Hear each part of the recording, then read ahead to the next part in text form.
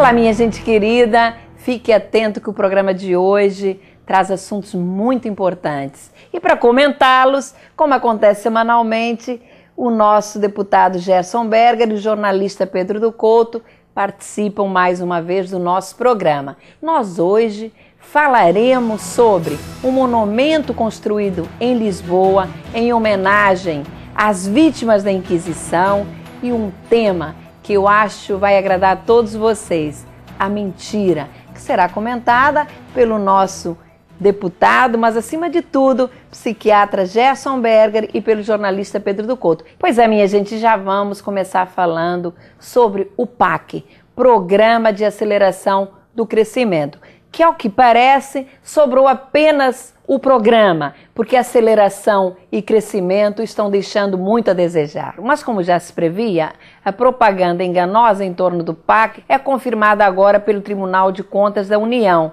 que, em matéria publicada na imprensa, mostrou que somente uma em cada 5 obras da primeira versão do programa ficou pronta até o final do governo Lula. Mostrou-se que, entre 2007 e 2010, das mais de 13.600 ações, apenas 2.947 foram concluídas, no valor equivalente a 192 bilhões de reais, ou seja, apenas pouco mais de 13% do valor que havia sido divulgado para o PAC 1. O presidente Lula, em campanha para a eleição da presidente Dilma Rousseff, chamou-a de mãe do PAC.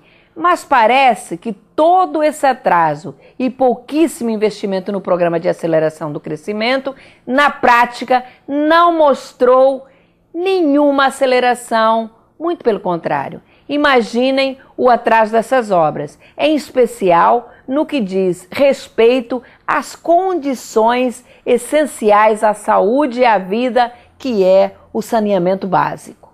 No final de 2010, menos de 15% das obras de saneamento básico haviam sido concluídas, pouco mais de 3% do valor previsto para esta área. Vou citar como exemplo a Vila Cruzeiro, comunidade do Complexo da Penha. Lá as obras estão atrasadíssimas. Apenas a entrada da comunidade foi beneficiada. Lá dentro, o esgoto continua a céu aberto. E olha que não tem sido por falta de cobrança. Inúmeras audiências públicas realizadas por mim na Câmara dos Vereadores mostraram essa realidade.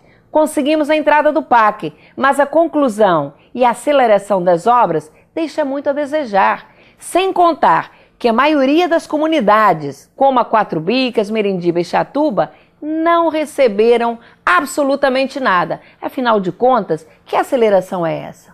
Tereza, respondendo ao que você perguntou, nem tudo que se diz se faz, principalmente quando sai da boca de alguns políticos oportunistas, que tudo prometem na hora das eleições.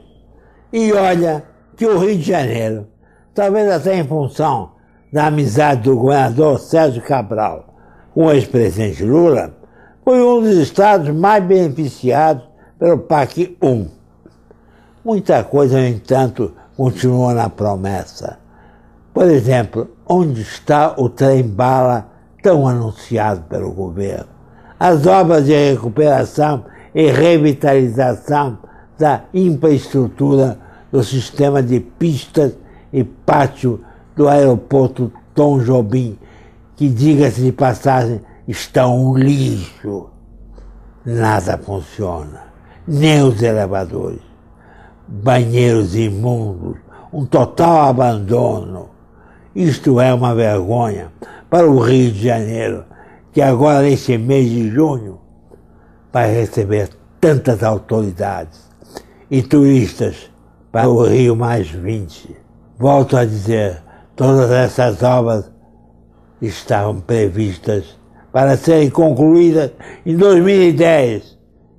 Era um investimento de PAC 1, o que é uma vergonha, uma falta de compromisso com a palavra empenhada à população. As obras do PAC estão atrasadas, não é segredo para ninguém. Inclusive, os investimentos são muito pequenos. Este ano, por exemplo, 2012, os investimentos previstos estão na escala de 107 bilhões de reais, muito pouco. O orçamento do país é de 2 trilhões e 200 bilhões. 107 bilhões ilude, porque as pessoas que não conhecem número fora do contexto em que ele é projetado se deixam iludir. E muitas pessoas utilizam esse argumento que impressiona, mas que não condiz à realidade. Os estádios mesmo da Copa do Mundo são um exemplo. Então, um atraso. O governo precisa reconhecer o atraso e partir para a recuperação dele. Isso é que é agir concretamente. Não está sendo feito. Mas, minha gente, na semana passada falamos sobre uma viagem minha e do nosso deputado Gerson Berger a Portugal. E prometemos trazer para vocês imagens do Memorial às Vítimas da Inquisição, inaugurado no dia 19 de abril de 2008, em Lisboa, no Largo de São Domingos, no Rossio, e que contou com a presença do presidente da Câmara de Lisboa, do líder da comunidade judaica da cidade e do cardeal patriarca de Lisboa. Foi inaugurado, então, o memorial, que contém os seguintes dizeres: em memória aos milhares de judeus vítimas da intolerância e do fanatismo religioso assassinados no massacre iniciado em 19 de abril de 1506 neste largo.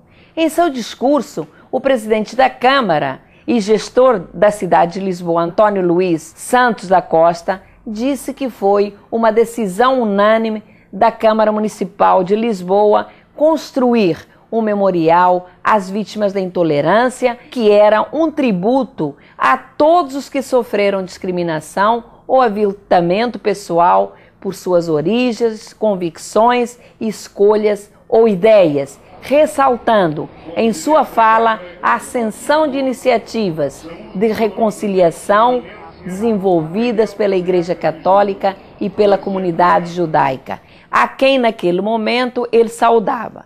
Chamou a atenção para o momento, definindo como um tempo em que a tentação para o antissemitismo se manifesta e dizendo ser muito bom os portugueses assumirem na história uma memória viva, crítica, ativa e vigilante. Disse também que aquele ano, em 2008, tinha um significado e um símbolo de grande valor pedagógico, com a presença naquela cerimônia dos mais altos representantes em Portugal, das religiões católica e judaica, a que conferiam este simbolismo, acreditando que aquele lugar, doravante, deverá assinalar o compromisso e marco de um cenário que, em nome da verdade absoluta, respeita a tolerância e a diversidade. Chamou a atenção dizendo que o fanatismo fundamentalista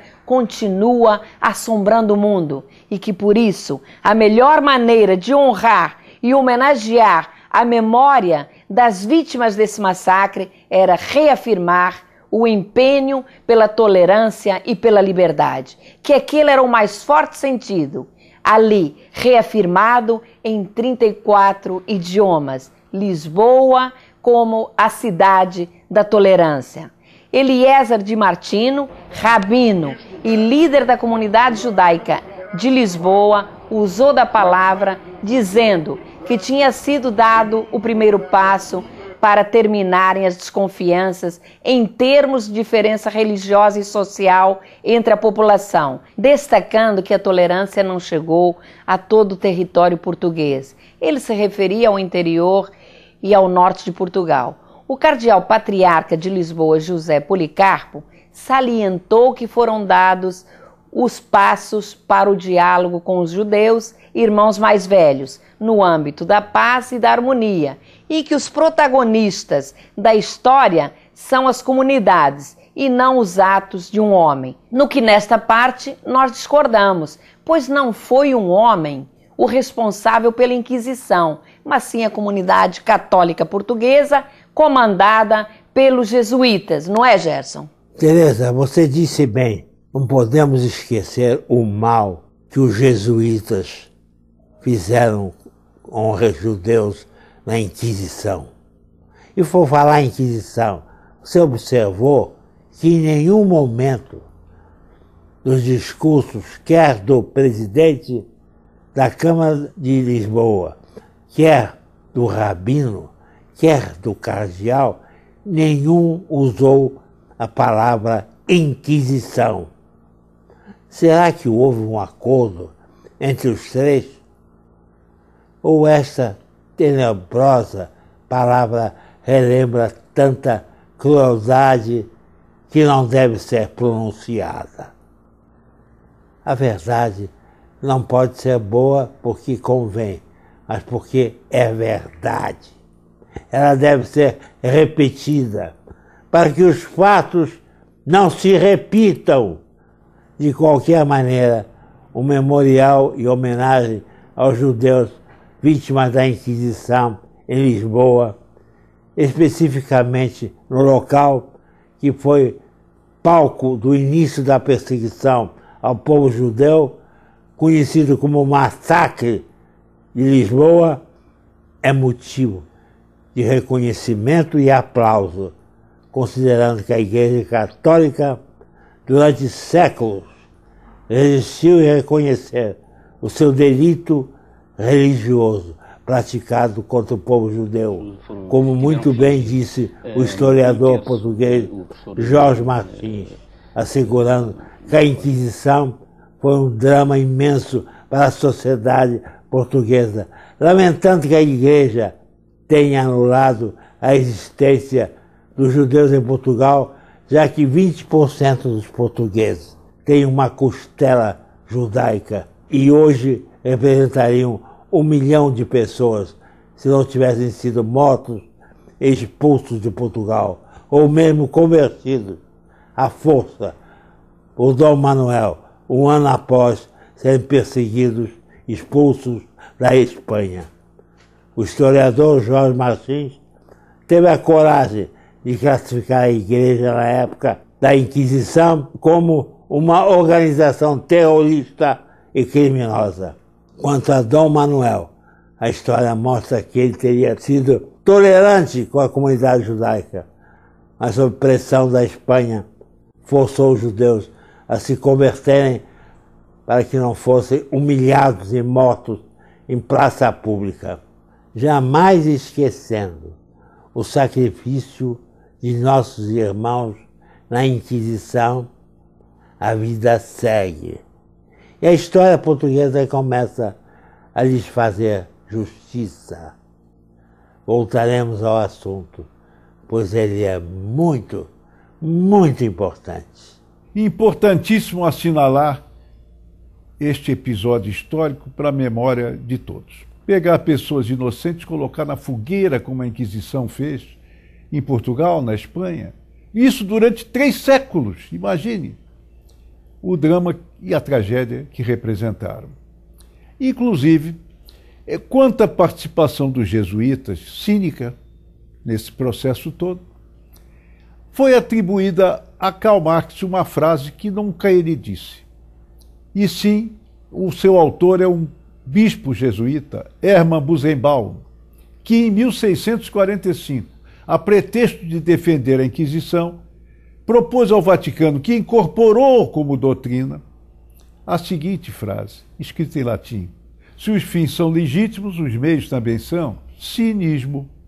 E não sei por que, francamente, essa expressão foi parar na boca de Karl Marx e nenhum marxista se empenhou em desmentir. Essa frase de altura é de um jesuíta. Posição tão hedionda quanto a própria Inquisição em si.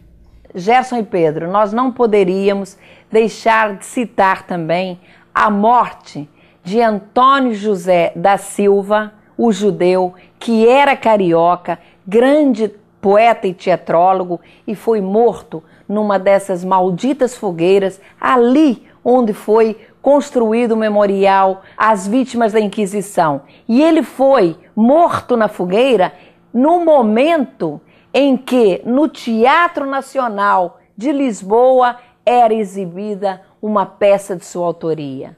Imaginem a que ponto chegou a barbárie na Inquisição.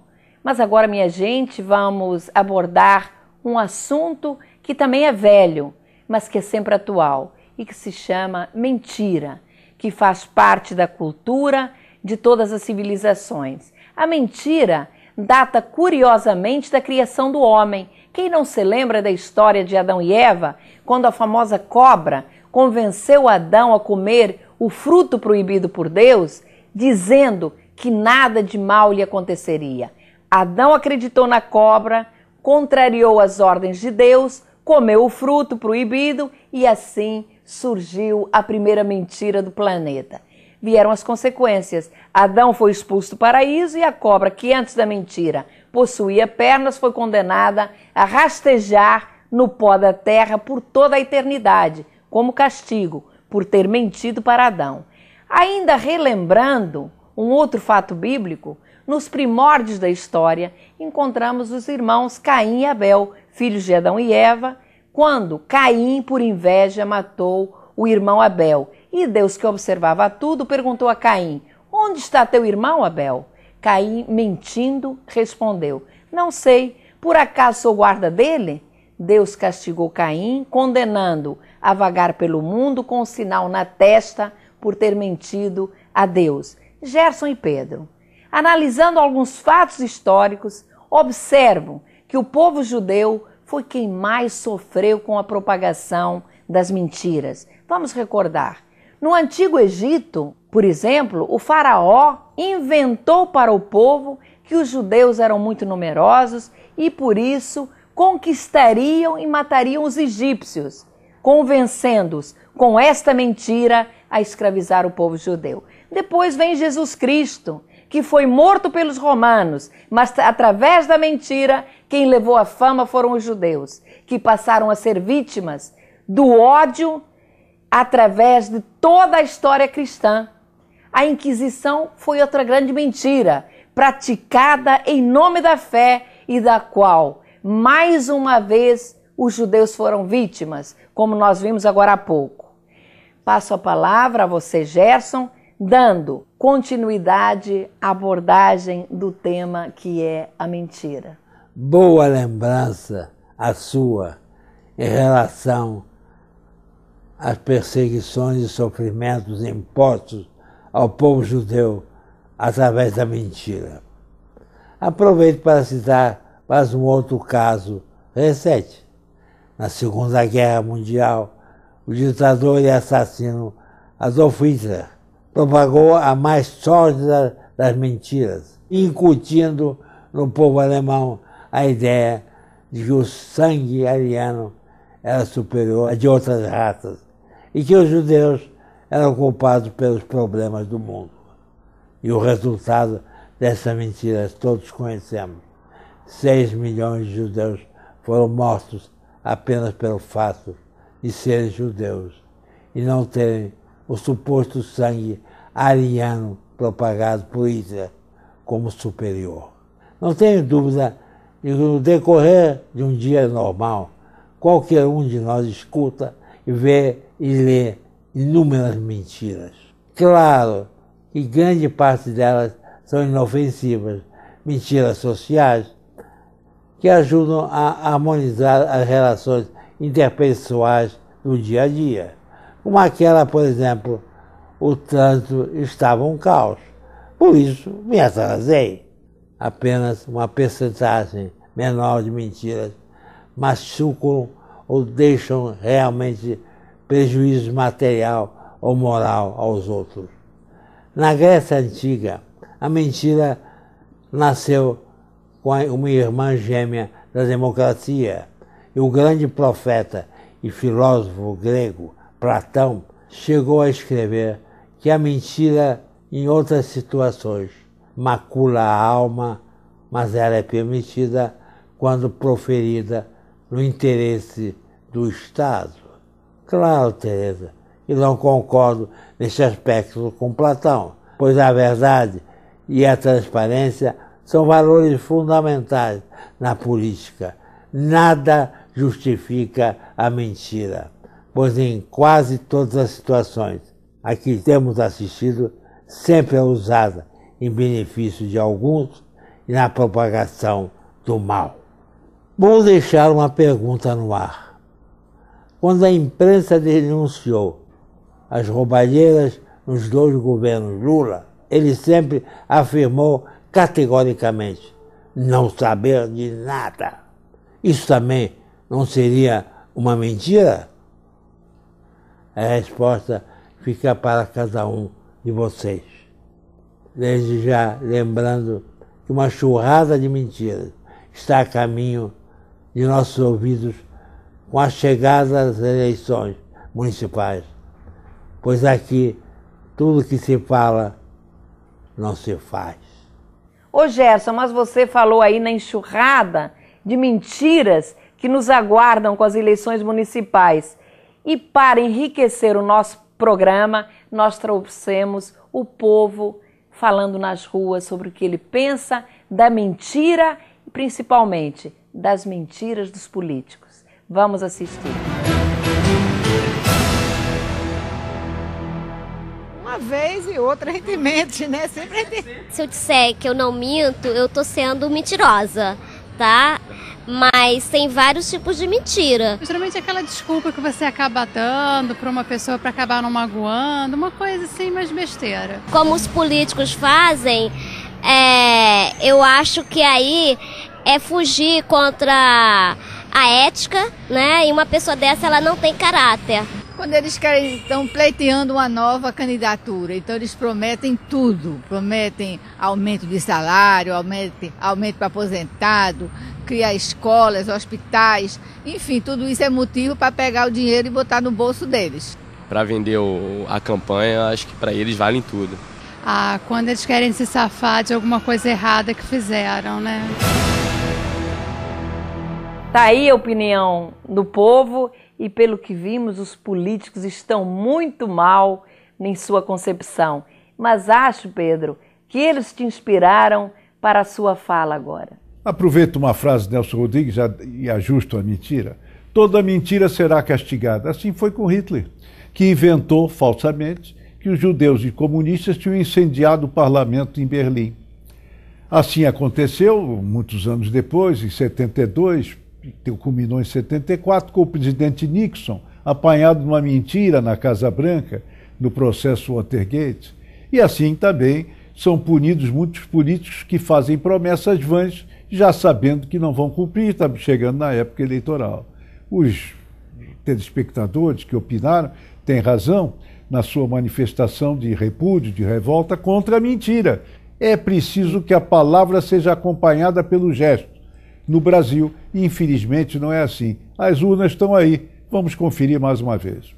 Pedro, nós ouvimos as entrevistas na rua e compreendemos a desilusão do povo em relação à política.